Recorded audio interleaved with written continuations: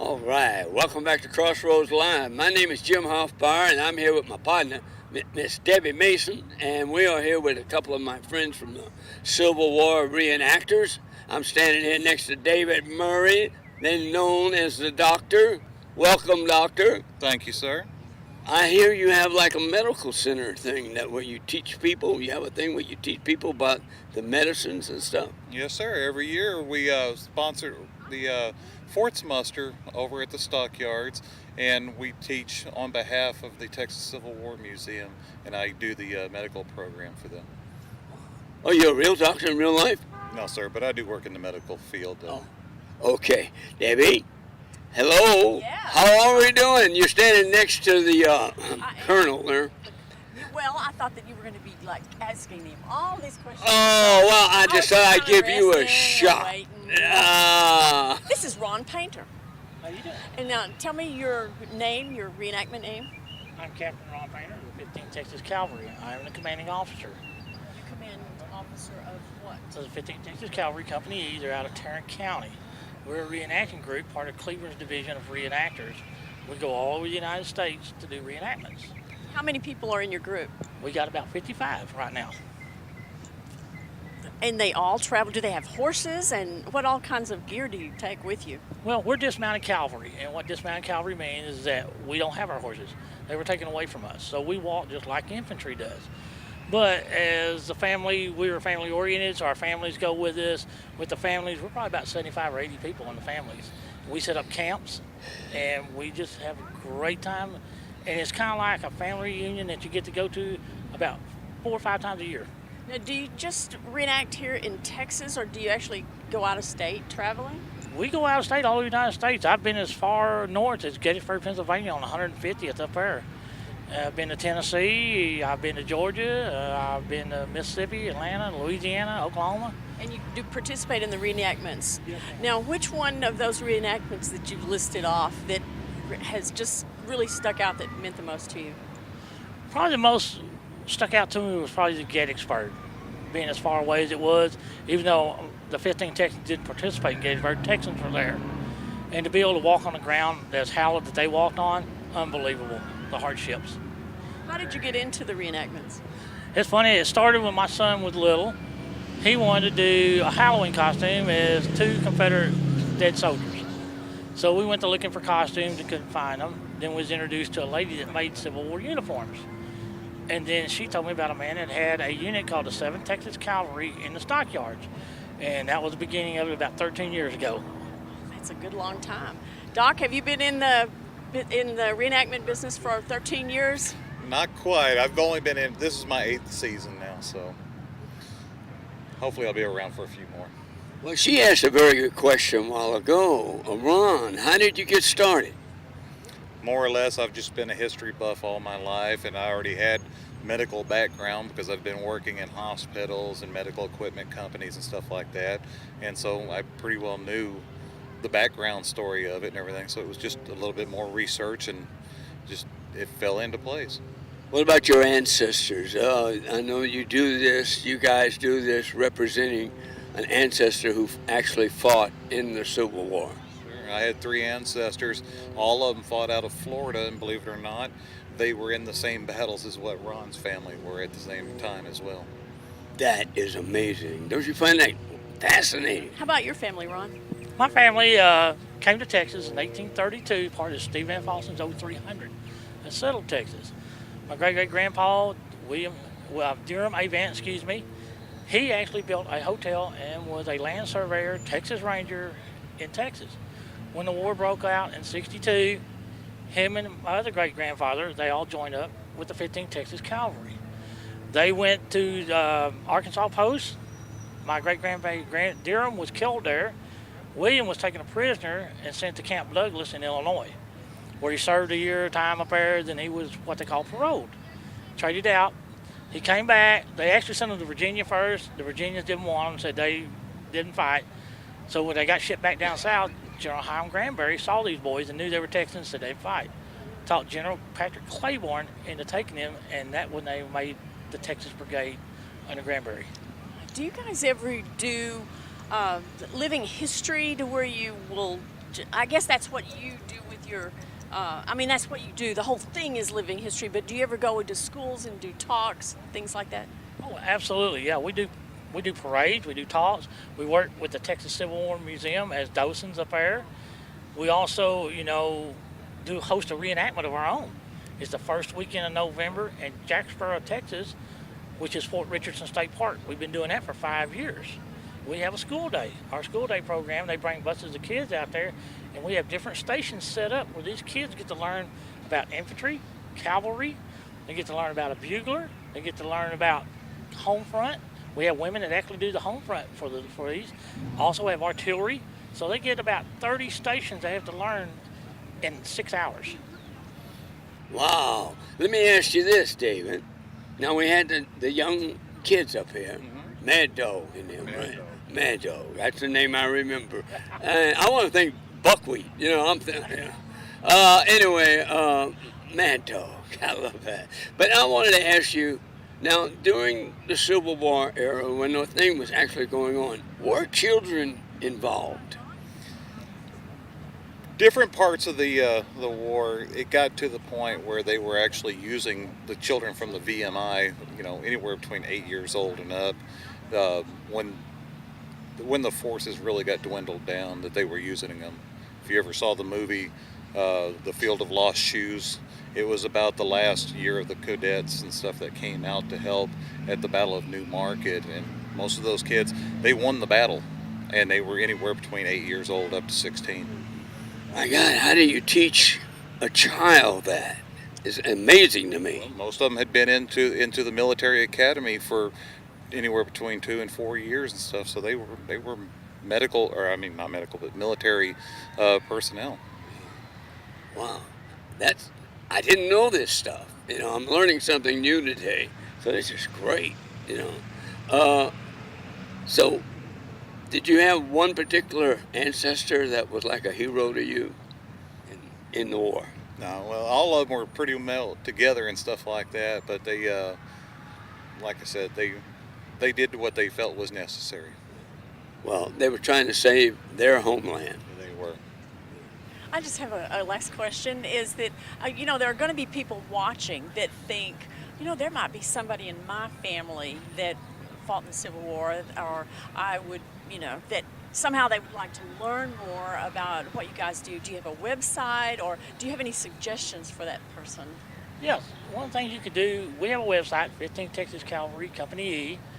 We also have a Facebook page, same thing, 15th Texas Cavalry Company E, Fort Worth, Texas. You can come on there, you can look at our pictures, you can make comments, we can friend you.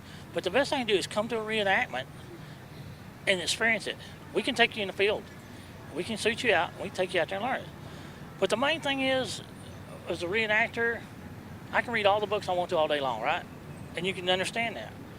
But go in the field. We don't even, if I get to touch 1/10 of what those men did, just a touch of it, I feel good about that there. I've been in the rainstorms, I've been in the mud, up to my knees in that there. Just a small touch of it.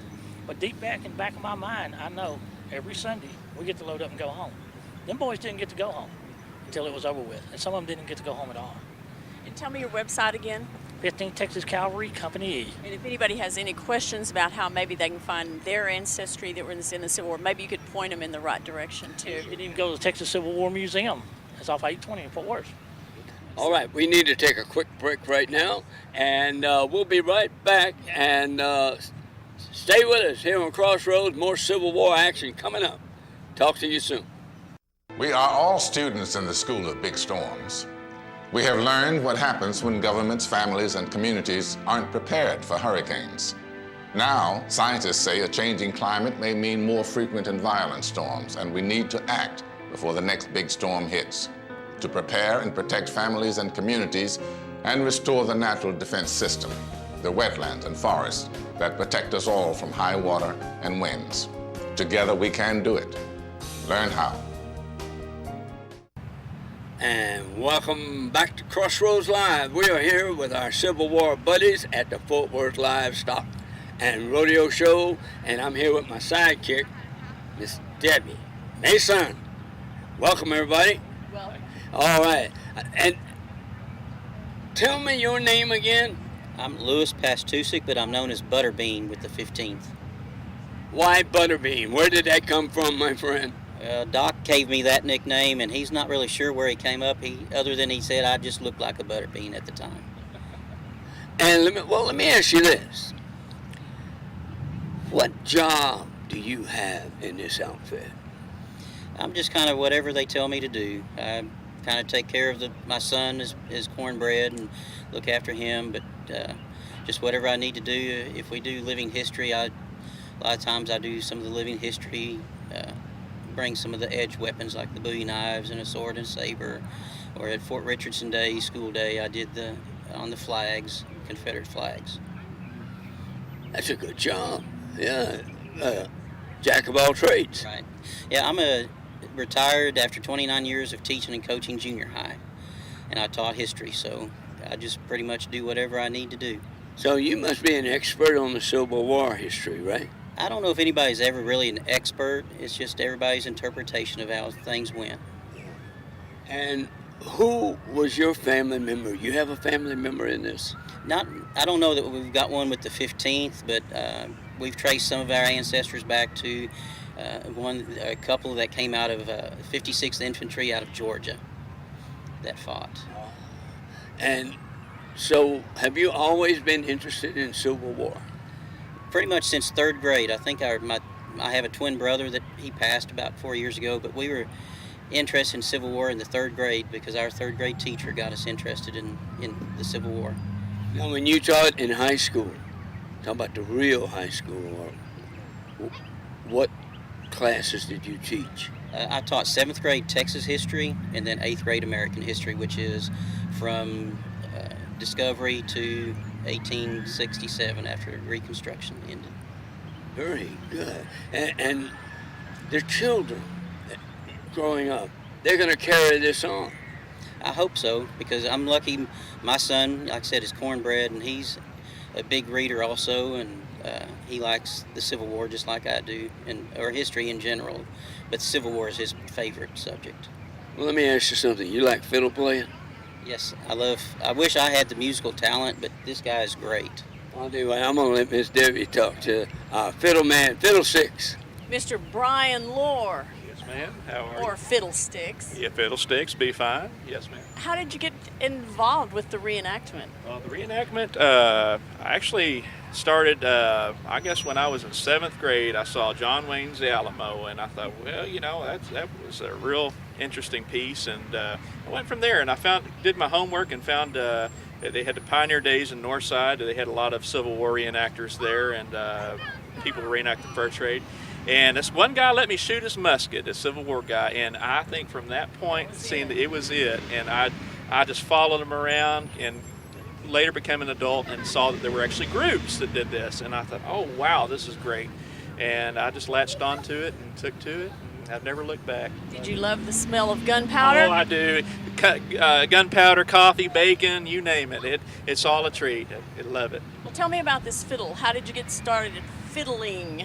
Fiddling, I started back in 1989. My grandfather was a musician and guitar player. We used to make contests, bluegrass circles, and I just kind of took on. I showed an interest in it, and I loved it ever since. I started playing, kind of developed an ear for it, and I just love it. I love playing for friends, play at church socials, and especially the reenactment group at the 15th. I really love it.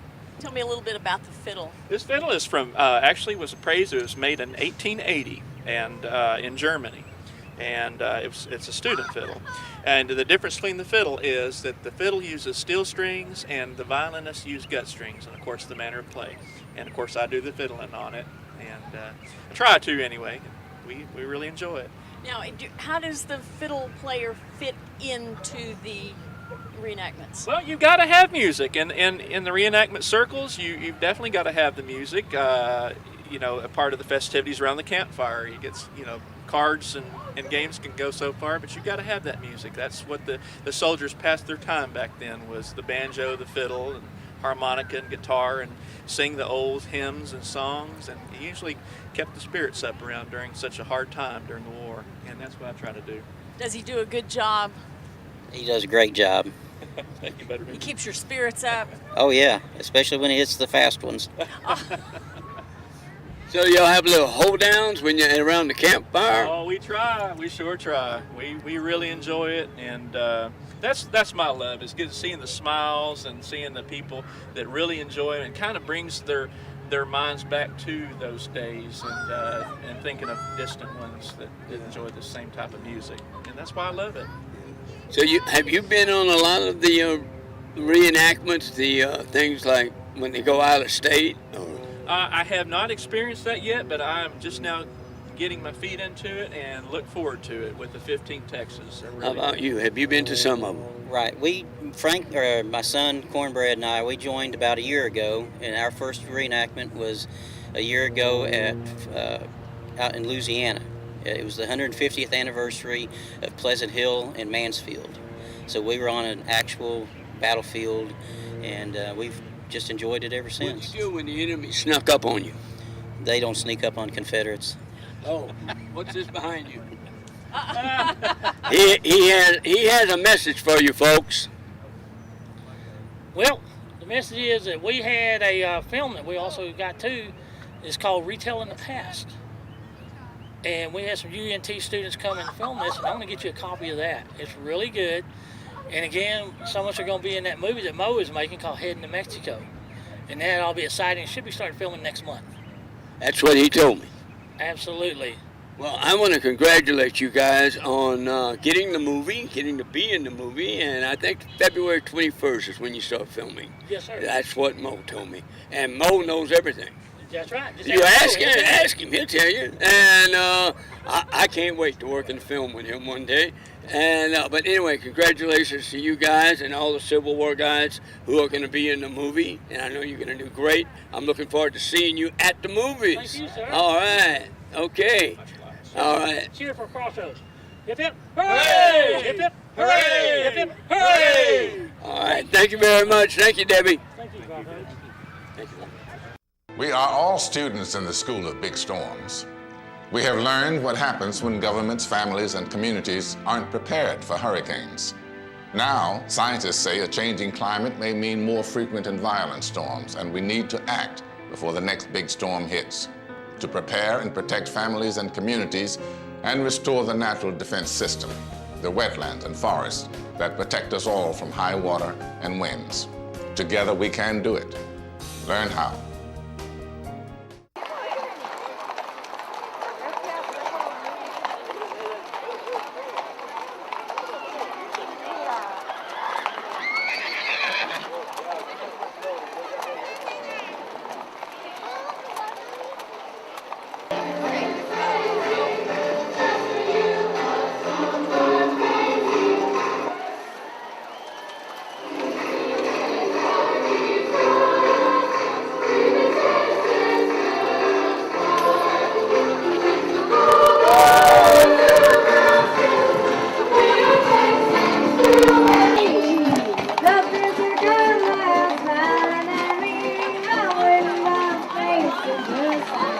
That's him.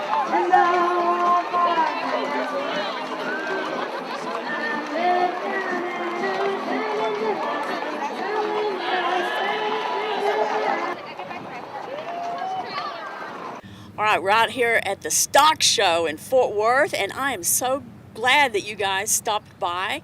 And the music that you're going to be doing or have done is just great. And I want to ask you a little bit about what you do in the group that you're with. Okay, so what are you with, like a regiment, or how does that work? So we are the 15th Texas Cavalry, Company E, Okay. and we are dismounted cavalry, which means we are not on horseback. We use carbines and revolvers to show the crowd the battle. Oh, okay. And then you guys look like you play individual parts, or you are characters of your own, historical characters. And tell me what you do.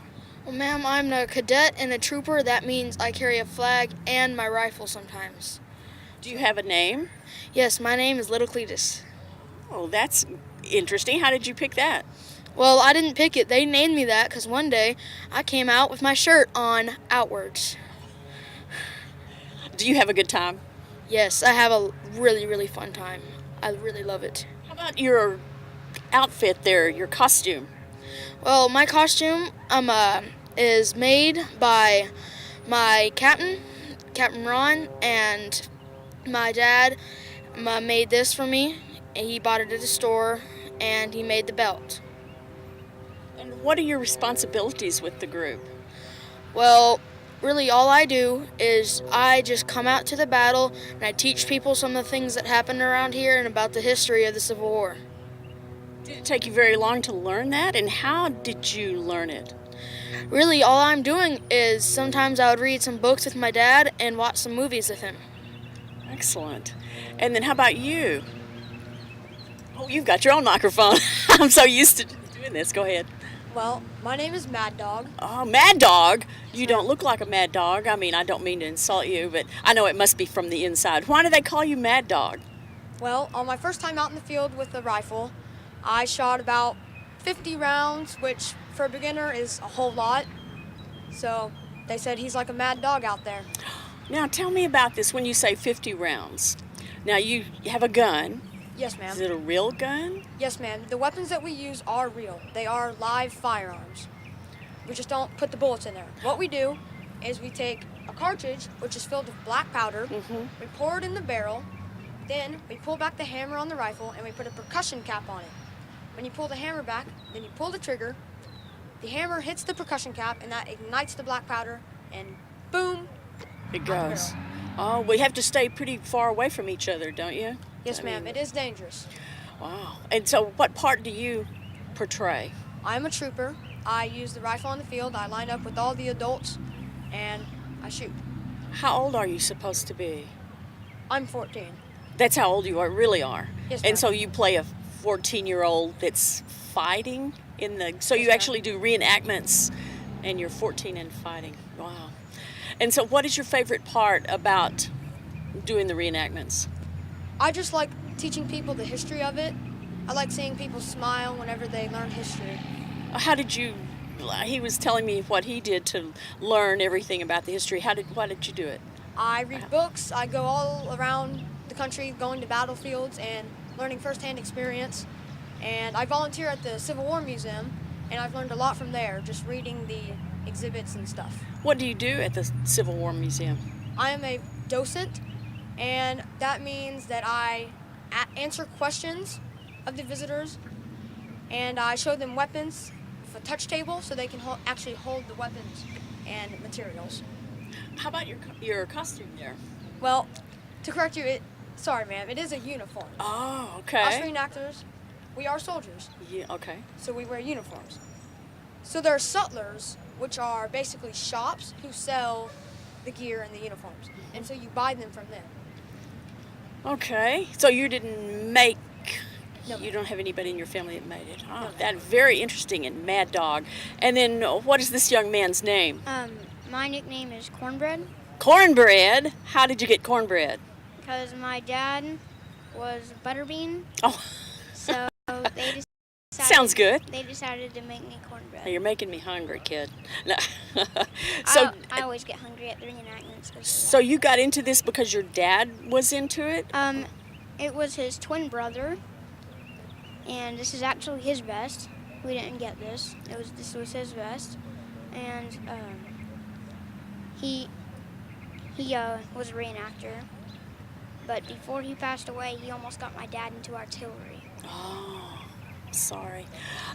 So now, what do you like most about being in the reenactments? I like just getting to go out on the field and just make people happy. Do you ever get trampled? Or do they pretty much be sure they don't run over you? Well, you can be, but they try to keep us out of the way. What is your main responsibility in the group? My main responsibility, I'm a flag bearer, so I carry the flag during the battles. At the front? Are you at the front? No. In the back? They are in the back because in the war, they tried to shoot down the flag bearers and all the color guard because then the soldiers wouldn't know where to go. How big is this flag? We have about a 7 or 8 foot pole. And you carry that? Yes, I carry that. So what do you carry it in? Do you have a... Yes, it's like a strap. It goes across here. Uh-huh. And then you put the flag in and it keeps it there. But in my first reenactment, we didn't have one, and I had to carry it against the wind. Oh, wow. Have you ever dropped it? No. Oh. I have never. What a man. Wow. Well, I'm so glad that you guys have fun doing this and you really take it very seriously. And you know what I'm happy about is that you all are so young and that you're getting involved in this because, you know, I hope that you continue on through life to continue to do it because, you know, we're all, us old people are not going to live forever, you know. So we need somebody to come up behind us and take charge and do this. So I really appreciate that. I got you, and you got your costumes. Okay, well, one more time, what were your names? My name is Little Cletus. Mad Dog. Mad Dog and Cornbread. Cornbread, and your dad is Butterbeans. I don't think I'll ever forget the Butterbeans. All right, thank you guys so much, and we'll be back in just a little bit. These guys are wonderful. Thank you. So, till we meet again, good luck, God bless, and we'll see you at the Crossroads. Let's go then.